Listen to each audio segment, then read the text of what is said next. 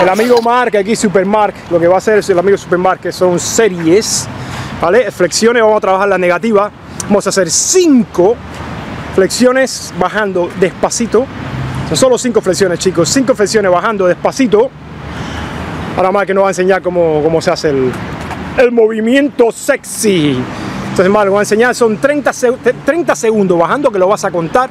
Entonces vas con 30 segunditos, obviamente no voy a matar a Mark, va a enseñar simplemente cómo se ejecuta el ejercicio. Son 30 segundos, ¿vale? 30 segunditos para bajar, cadera bien arriba, glúteos apretados, 30 segunditos para bajar, 30 segunditos para bajar, 30 segunditos, sube arriba, repetimos 30 segunditos más para bajar. Obviamente no son 30 segundos lo que estamos haciendo solo para explicar el ejercicio, 30 segunditos abajo, ¿vale chicos? Y eso lo repetimos, ¿cuántos Mark?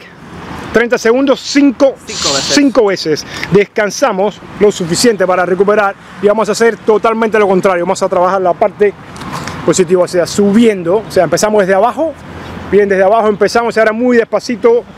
Lo mismo, 5 hacia arriba con 30 segundos, apretando bien los glúteos. Apretando bien los glúteos, a ver, los glúteos de Mark, apretaditos, bien ahí. Vamos, son 30 segunditos arriba, que no se parta la cadera. Y lo mismo, por 5.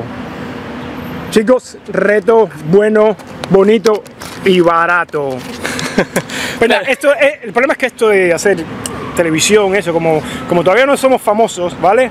Se nos da un poquito chungo, pero pone nervioso aquí el ¿sabes qué? A que salió chulo. ¿Qué va? No importa, chicos, lo importante, ¿verdad? Es eso, ¿vale?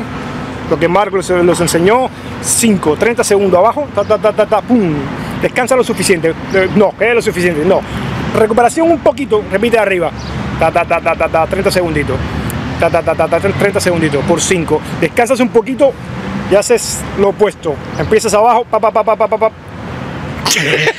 ¡Qué cabrón! ¡A darle caña! ¡Dale caña! ¡A ponerse fuerte!